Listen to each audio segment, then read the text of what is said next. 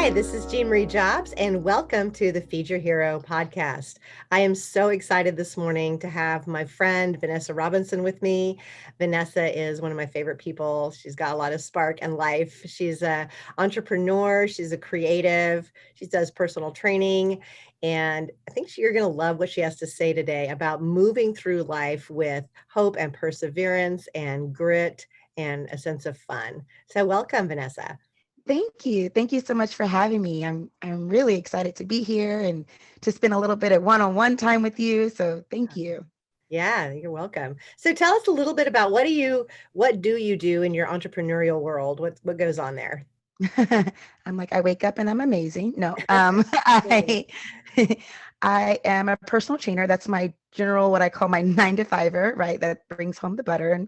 And then I also have a few other projects that I'm working on. I have a dessert business that I'm working on. I also am in the process of opening my own facility, and my husband has a photography, videography, and a marketing business. So I play a role in helping those things move along as well. Wow, that's handy. You got your own in-house marketing team going. Oh, it's amazing. It removes all of my excuses, and yet I still don't use them as much as I could. So that's an interesting. How did you get to, like, personal fitness and dessert? Some people are going to be wondering about that. Are these Right? healthy desserts or no? Not even a little bit. So these treats are something, because I believe in the 80-20 rule, right? Like I believe there has to be some harmony, and not everything is super clean. I'm not eating salads and cucumbers and apples all day. Sometimes you want those treats. And when I make those treats, I like them to be fun and exciting. So I had some friends over at the house one day, and I made some for them, and they were like, "What is this devil?" And things are dangerous. And the more I made them, people would request for me to make them. And then, boop, here comes this idea of, maybe people would buy these things. Yeah. Uh, and then Treat Me was born. Yeah. Oh, that's so Yeah. fun. Yeah, I ordered your Rice Krispie treats over the holidays, and oh my gosh, those things were the devil. I went through the Yes. whole pan. My family was like, "Are you going to share?" I'm like, You get "Be the point. fast, be quick." My only suggestion. I love it. Thank you. I love that. That was You've great. always been such a huge supporter of mine. I appreciate it. Mhm. Absolutely. So, tell me, how did you get here? Where'd you come from? How'd you get to where you are right now? Yes, I grew up in a military family. Mhm. And as a child, I moved around a lot with my younger siblings from family member to family member. In high school, I found myself in California from having lived in 4 other states here in California. And um, I moved out of my home when I was 17 Mm. and decided, it's time for me to figure this thing out because, you know, real quick, the home that I was in was really abusive and just wasn't healthy. And I actually had hopes that by me moving out, that would make the relationship with my parents better. Mhm. Um, and so I left thinking, hey, some distance might do us some good, but it didn't. But I left, moved out. So of course now I'm still in high school trying to figure out how to be an adult, right? And finish high school.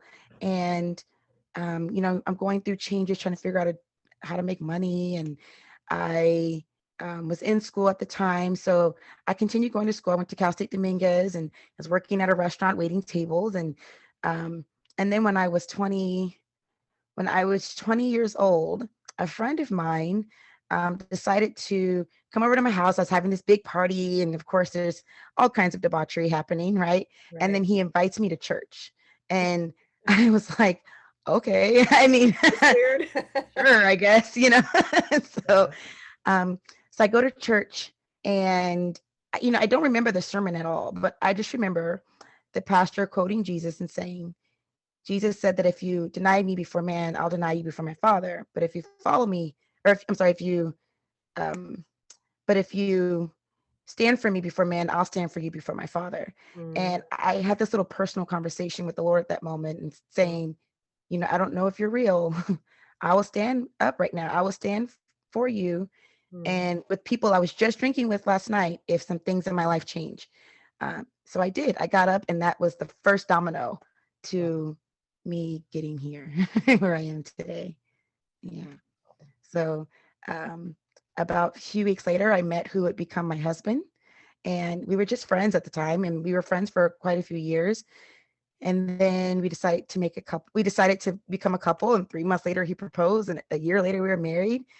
So we've been married for 12 years now. And Congratulations. thank you. Thank you. And then in 2012, we adopted my son. And that was that's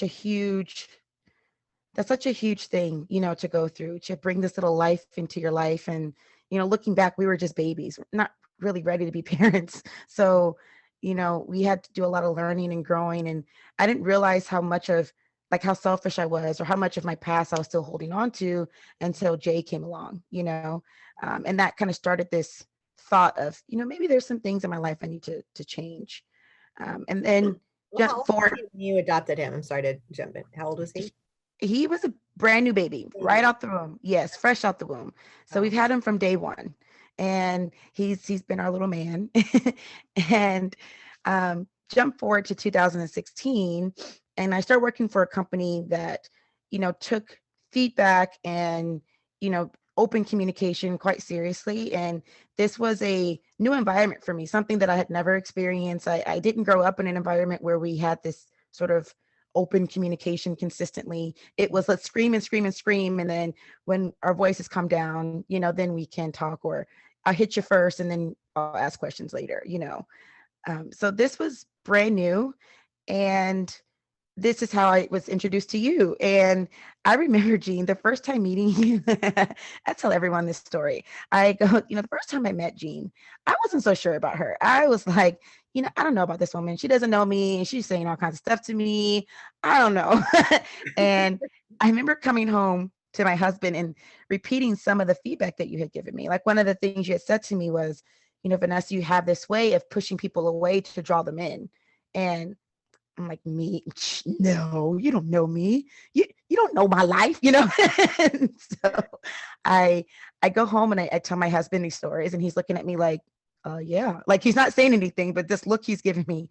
And I look back and I'm like, you think that's true? And he's like, 100%. And I'm like, okay. So this training that we were in was, I believe it was 3 or 4 days. So the next day when I came in, I came ready to listen. I don't think I was ready to listen the first day. I wasn't ready to hear what was going to be given. I thought I was going to grab some nuggets and how to be better at my job and then move on. But then going into the second day, and I have to say that first training is really what helped me become who I am today. And I always go back to that because it started this trajectory of me wanting the feedback and accepting feedback and appreciating it. It really made me start to look at me and how I was showing up in the world. And, I started to read your books, and I went to the Awaken training, and that was a huge slap in the face, when you get there and you learn more about, just who is Vannessa really, not who does Vannessa think she is, but who is Vannessa really. And the more I realized really how I was showing up, I recognized I just had a lot more life to live that I wasn't living. And at that point, I realized, this job that I'm at, as great as it was not the highest and best use of my gifts and talents. And I had more to give. So I left. And I remember The being risky move. oh my girl. Yeah. So I was nervous is not even the right word for it. I was terrified of doing this. And thank the Lord for my husband, because he was so supportive in this move. But I remember pushing it off, and really feeling like, Vannessa, I know I need to do this, but I'll do it next week, and I'll do it next month. I'll leave next month. And I recognized it was just a repeat behavior, just a repeat habit of what I had always been doing, of pushing things off until it never gets done. So I got called into the office, and, God is so good, because they called me into the office and they called me in to lay me off. and, Like, and I was like, oh, I started laughing. And they're like, why are you laughing? And I pulled out this letter of resignation. Like, I was going to give this to you, but I've been procrastinating on, doing this thing. so, And so, they were like, well, we'll honor it, so we went through with that. But I remember my first week as a personal trainer wondering, okay, Lord, I've done this big jump, but now what do I do? Like, what does this look like? Um, and so one by one, he would give me little ideas, on how to, go talk to that person, or, go to the hospital and go to the nurses station and talk to the nurses there. And these little ideas. And within 2 weeks, girl, I had a full schedule. Like, that is unheard of. I mean, Yeah. it's just such a blessing. And I did that for a while, but then I noticed that over some time, I noticed that I was back into my comfort zone again, right? Like, this was no longer the risk for me being a personal trainer. Um, Even though I tried to, get clients that were really knowledgeable in what they did and then be their trainer, right? Like, be the trainer of the trainers.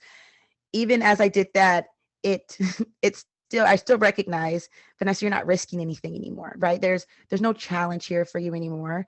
And it's time to keep pushing and keep pursuing. Wow, good Um, for you. oh, thank you. I mean, but at this time, I'm having this conversation with my husband, and my husband is still at his 9 to 5 job, right? Yeah. He had been taking pictures, but it was a side hobby for him. And, he and I had a conversation, and we said, well, I think now it's your turn, right? If we're going to do this thing, let's go for it, And so, he started kind of pushing, not ready to quit. He was like, one of us needs a good job because we need good medical. And so he's like, I'm going to stay. But then COVID hit and he was laid off. Yeah. And from that point, he was like, well, I guess this camera is let's see what it can do. And now he has been offered, like, headhunters have come to him to offer him other positions at these companies, but now he's doing so well. And it's such a beautiful thing to watch him do something at his best and highest use, right?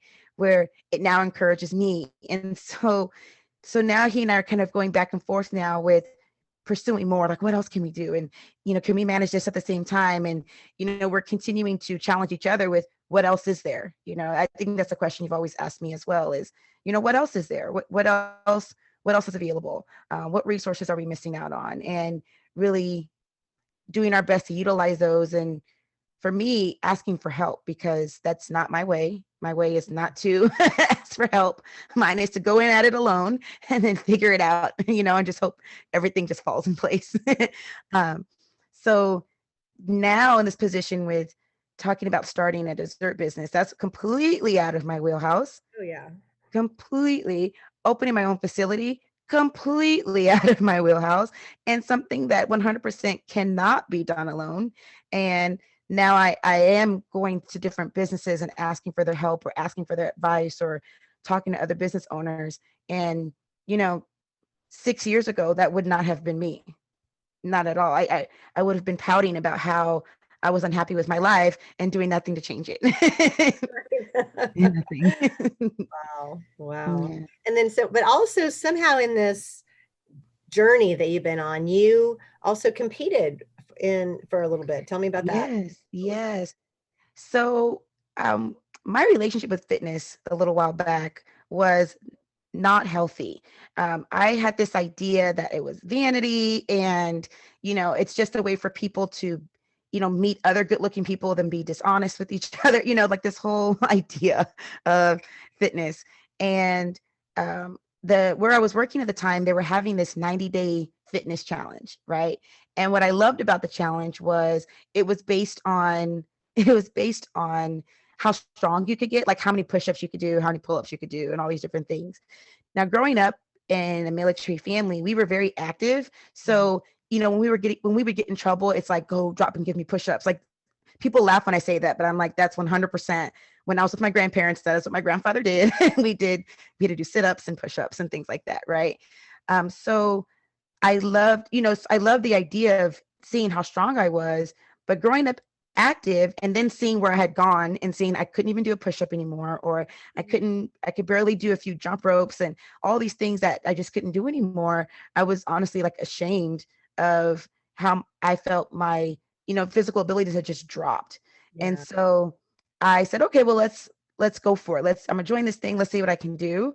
And I went through like 3 different gyms until I found one that I liked. And I was like, okay, I'm going to join this membership here. And as I'm going through, one day turned into 2 days, and then 2 days turned into 2 weeks. And it just I just kept going each day. I'd say, I'm just going to go again. Like I really didn't wait. I didn't ask myself, are you going to go? I'm going to go again. I just kept going.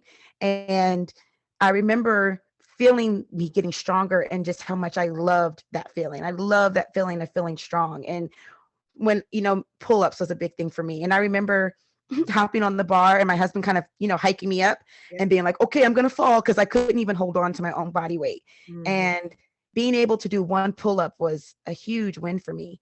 And this is why I use working out a lot as, a replica. Like I believe that working out as reflection, or your fitness, your relationship with fitness is the reflection of your relationship with God, right? Because usually our belief system around fitness and our belief system around how we treat our bodies usually can be seen in how we feel about the Lord. Mm-hmm. And I began to see the similarities and think, okay, Lord, I can see where I've been inconsistent with you. I can see where I'm not pushing myself to get stronger with you. And I can see these things. So I just began to pursue both. And as it went on, I remember getting to this point where it was time to risk again, right? It's like, here's your moment. And someone came to me and said, hey, I would get people asking me all the time, hey, are you doing a show? And I'm like, I don't even know what you're talking about. What is a show? No, I'm not doing a show. And it just kept happening. But then I remember this one moment again at that time to risk, saying, asking someone, hey, can you explain to me what that is? What's the show? What is that about? So he went through and gave me the whole story. And I remember looking at my husband and he's like, do it, do it. So I'm like, all right, let's go for it. Let's do this thing. And, leading up into that moment, my fitness journey was about how strong I was getting and had nothing to do with how I looked. I really wasn't paying attention to my weight or abs or muscles. Like I wasn't looking at any of that. It was really just about how strong I could get, what I was capable of doing. Mm-hmm. And then it comes into this place of now how you look matters, right? And now you're training based on how you look. And I remember just being so nervous because how I look physically has always been something I've been insecure about. Growing up, I was teased a lot, and they used to call me the monkey baby because I have a large forehead, white nose, and that's growing up, that was my name, and it seemed to follow me even through different schools, so I was always really insecure about those things, right? And so I'm thinking, oh my gosh, I have to get on stage and be judged and on how I look. I don't know. Yeah. What did I agree to? But I already agreed to it and I'm not going to back out now, right? So I just kept going, and here comes the day of the show, and I get on stage, and oh my gosh, I win. I couldn't believe it. I won. And then I won the overall, meaning out of all the, the classes, you win from all the winners, right? And I was like, Vannessa won? Like, are you sure? Like, I was so surprised. I couldn't believe it. So then I said, well, shoot, maybe there's something. I'm sorry to interrupt, but what was the category? Like, what did you compete in? What was it called? Yes. For our listeners? Yes, I competed in the NPC bikini division. And so that is one of the most prestigious bodybuilding divisions or federations that are out there. Mm-hmm. And this is where you find like the Olympia stage and, some of the bigger bodybuilder names that, they came from or through the NPC, generally speaking. Okay. And so, competing on such a large scale in the bodybuilding world, on this stage was a big deal to be on this stage. Mm-hmm. And, you're against people, or you're being compared against people who have been doing this for many years, right? Who have been training, to build a certain aesthetic, a physical aesthetic, right? Mm-hmm. And, so going up there, it was nerve-wracking, of course, but then, and then you're like in this tiny bikini that like only covers like what's important. And then everything else is just exposed. So I'm like, hey, I'm totally in a bikini. And Jean, let me tell you, like, I'm the girl that goes to the pool in like the big shirt and shorts. And then when I get in the pool, I still keep the shorts and everything on, right? When I go to the beach, I have like the towel wrapped around my waist and the sarong, like, the little cover up that's over that. So I'm like not the girl that walks around in her bathing suit. And now I'm on stage in front of all these people. And I'm like, hey, look what I've done, you know? So, um, and then me being a crazy person, I did it again. Yeah. And I competed again a week later, and then I won that one as well. And so it Congratulations. was, you know, I thought, hey, maybe I have something here. Mhm. But more so, I think what it helped me see is it helped me really look at what else I was capable of that I always thought I wasn't. So I Mhm. never thought that that would be possible for me. You know, my husband had done a show 5 years prior to that. And I remember looking at all the girls at the show going, oh gosh, I can never look like one of these girls. Right. Now I am one of these girls and I'm winning, you know? so, Right. so Right. that was crazy for me. So, but then again, it made me say, hmm, I wonder, I wonder what else I think I'm not capable of that I could totally do. Mhm. So I started running these like feelers, you know, these little things. Like when COVID first hit, I did a line of masks. You remember I was making masks and I was trying to see, I wonder if people would be interested in buying these. And I could not believe how many I sold. Like I felt like a little fairy, like sewing at my sewing machine all day, you know, Right? making these masks. I would do quick little runs of like, you know, go to the farmer's market and set up like a stand with juicing and see if people would come to my little stand. And I just started doing little tiny things and seeing, hey, I never thought I could do it. Let's see if I could, you know.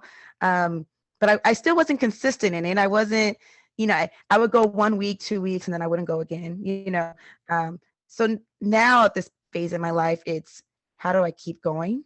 Um, Even with competing, that's a hard thing to do. I mean, it takes an extreme level of discipline, extreme level of consistency, and being able to get beyond the normal, right? Like you have to, you know, if anyone outside looks at you, they're like, you are an insane person to do all of this every day, right? Like that's crazy. Yeah, Um, it's a lot. I mean, my goodness. So I did it. And then after this last season, I realized that it was just time to take a break. I hadn't given myself an opportunity to take a break. And where I was lacking or what I could see was happening is I had this very all or nothing sort of attitude toward health and fitness. Mhm. And not so much towards my clients, but really towards myself. And I realized that the expectations I was starting to build were not realistic. Like to keep this stage body is not realistic. Yeah. To keep this, you know, this doing hours of cardio and eating like a bird, it's just not realistic.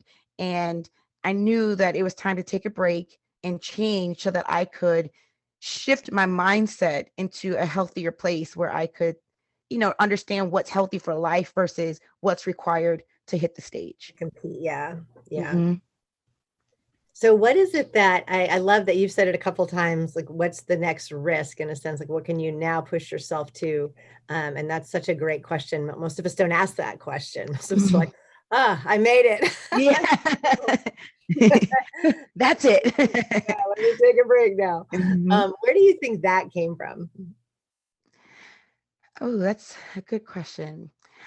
I would say it started back in our earlier trainings together, Mhm. where we would have conversations and you would ask this question, well, what else is there? Mm. Right. And I never asked myself that, like, what else is there? What else is available? What else? What, you know, I think there's 100 ways to ask what else. And I was never asking that question. Mm. And I found that even in the workplace or in whatever area of my life, if I was felt stuck, if I asked myself what else, something else opened up for me, right? Like I found myself seeing other opportunities or other resources or things that weren't previously available. Mhm. Um, I would say a thing that was big for me. So at the Awaken training, I remember there being this moment um, where you basically were asking me to risk for other people in the room, right? You know, to see if these other people are there with you. And it never dawned on me that even in the moment, I remember leaving the room thinking, I'm gonna have to call my husband and tell him that I got kicked out of this training because of my big mouth, right? I remember that's what I was thinking.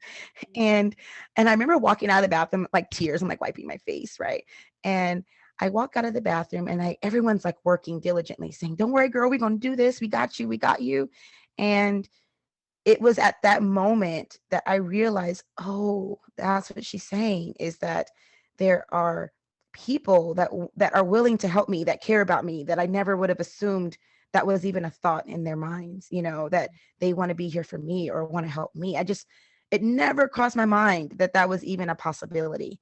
And that was such a huge, I mean, that moment was so huge for me that I remember, I mean, that I use it everywhere in my life. I think to myself, what am I not seeing? Who, and usually the resource, of course, is a person, right? Like, who is available to me that I'm not seeing? Who have I cut out? That's usually a big thing for me, is I've somehow cut someone off, usually unintentionally. I don't just mean to cut people out, but I have this way of keeping people at a distance, right? And I know for different people that can look like, I don't want you here. Sure. And I know that's, so I have to be more diligent about, inviting people and welcoming people in.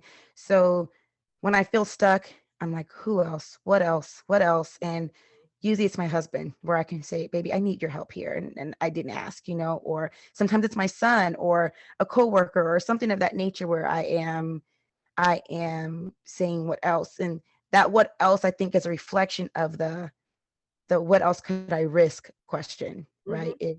You know, what else is available? And usually what else is available, there's some risk required of it, right? And I think that for me, the I think risk is such an, like, what that risk is, of course, is so individual, because what I consider a risk may not be what my husband considers a risk or what someone else considers a risk, right?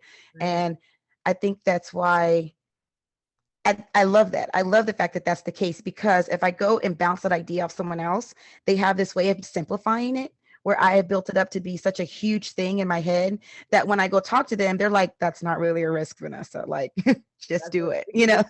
Yeah. Yeah. I don't know why you're giving it so much thought. Just go for it. Um, and I need that, right? I need that simplification, because I will create entire scenarios in my mind that probably will never happen. And I'm like, I didn't do it because so and so said, and my husband's like, did you actually talk to so and so? I'm like, totally in my head. We had a whole conversation. We don't need them for this conversation. No, Yeah. we don't need them for this part. So, So yeah, true though. I mean, we all do that. That's so true. Something yeah. that you said, I'm thinking about inviting people in and staying connected to people. And I know for me, during this whole COVID shelter in place, like this past 12 months, that Hmm. just that has been such a discipline and an intentionality to Hmm. stay connected, because naturally you're not as connected in a lot of Right, ways that out of routine, basically. right. It is. It's hard because um, we went from knowing how to connect one way, right? Mhm. Like, this is how we connect. We go out to eat, we go to the movies, we spend time together. This is how we connect. And I think we had to get much more creative in connecting with each other. And, like my grandparents, they live in Texas. And so, one way we would just hop on a plane and go visit them. No problem. It's a quick flight. No problem. Now that's not an option, right? Because they've had health issues and you don't want to put them at risk. Yeah. So you're keeping that distance.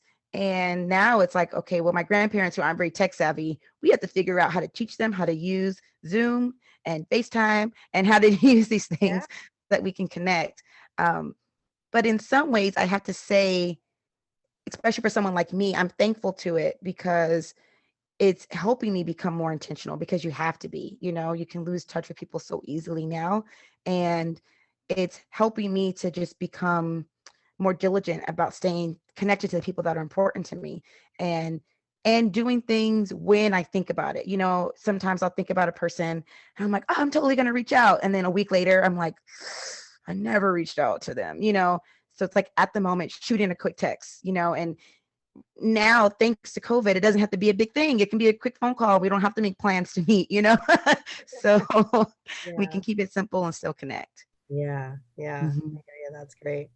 So at the core for you, what is it that really what is it that keeps you moving forward? I mean, growing up the way that you did, there's been abuse, disconnection, difficulty, even some of your own conversations about yourself obviously Mm. have been your own blocks at times, just like the rest of us.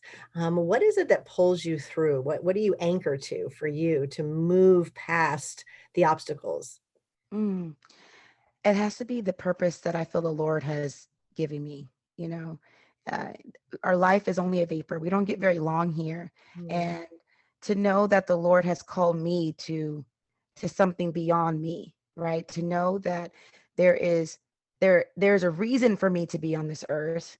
There's a reason for me to interact with everyone I come into contact with, and to see Him move in my life in the way that He has. Beyond like, you can't justify it as coincidence. Like, the Lord is moving in your life, and to know that it's because He's setting you up for His purpose, right, is something that I think holds me accountable, and in that sense anchors me. Because how dare I not move when the Lord has set things up in such a way that allow me to live in this greater purpose of my life. mm, And at this point, I feel like it's almost just rebellion, right? It's almost just like the Lord has set things up in such a way where I literally have to say, nope, no thanks, right? For me not to live in the purpose that He's calling me to live in. And of course, there are still areas in my life that I have opportunities to live greater. There are opportunities for me to say yes more often. There are opportunities for me to be more consistent. And those areas I endeavor to work on every day. And with that being said, I think that it's just one step, one decision at a time, right? yeah, And I think that if I take each decision and really own that decision that time, then the decision after that gets a little easier. And then there's a new risk, and then you're like, okay, well, own this decision. Then you have a couple that fall in line, and then again, and you just one decision at a time. And if I keep my eye on the big picture, right? Even if I step away from spirituality and say, okay, I have my son, and a big dream of mine is to be able to give him a business, for him to grow up and say, okay, baby, which one do you want? And then yeah, let's help groom you and build you into that one, and so that can be yours. And he has his own ideas, great ideas that he wants to build. And I know he's watching us. Like, he made a comment the other day and he said, Mom, I'll own my own business by the time I'm 16. I said, oh, yes, sir. Yes, you will. Yes, you will. And if anyone's going to do it, it's going to be that kid, right? yeah, And I know he's watching his two entrepreneur parents do this thing. And I want to make sure that I'm setting a good example for him. And I want to make sure that I can communicate about what I've learned, and, what potholes I've met and how I got through those things, and how he can maybe avoid them, or how he can get through them himself, and help him to grow. And if he can learn that younger than I did, then yeah, my thought is that then what's possible for him is even greater than for me, because his starting point is earlier, right? Like, yeah. it took me 30 some years to get to a place where I'm like, okay, let's go. I'm like, if you're doing it by the time you're 16, can you imagine what you'll be when you're 30? so That's exciting. so that it's what keeps me just keep going, Vannessa. Don't rest. Yeah. No, thank you. Mhm. That's great. I love it. I love it. Thank you. So if our listeners wanted to connect with you, connect with one of your businesses or your fitness world, what's the best way to find you and connect? Yes, you can find me on Instagram. It's at Veetha. That's VEE, the number 2 THA. Okay. And you can DM me, reach out to me there. I work out of Ontario, California, in a facility out here. So I would be happy to connect with anyone, see how I can help you live your best life. Um, all of my tribe knows we help you live in your greatness. That's what we're up to over here. So I would love for them to reach out. And then that's usually where I make announcements for any new projects coming up. So if they follow me on Instagram, they hear about when Treat Me goes live. They will hear about when the new facility is open and all of that. Yeah, I can't wait for Mhm. some treat me. That sounds awesome. Yes. Thank you. Great. Yes. Vanessa, thank you so much for your time. You're definitely just an inspiration in your spirit and your spunk. I just love you so much. Thank you so I, much for today. Thank you. And I love you. You've changed my life, Jean. I mean, meeting you has been what I call a timeline moment in my life, because it's never been the same since then. So thank you for helping me to be greater than I've ever been in my entire life, and to just, help me grow. So I'm getting emotional, but I appreciate you. I thank you. Thank you for having me on your show. It's been such a blessing to my life. Thanks, Vanessa. Thank you.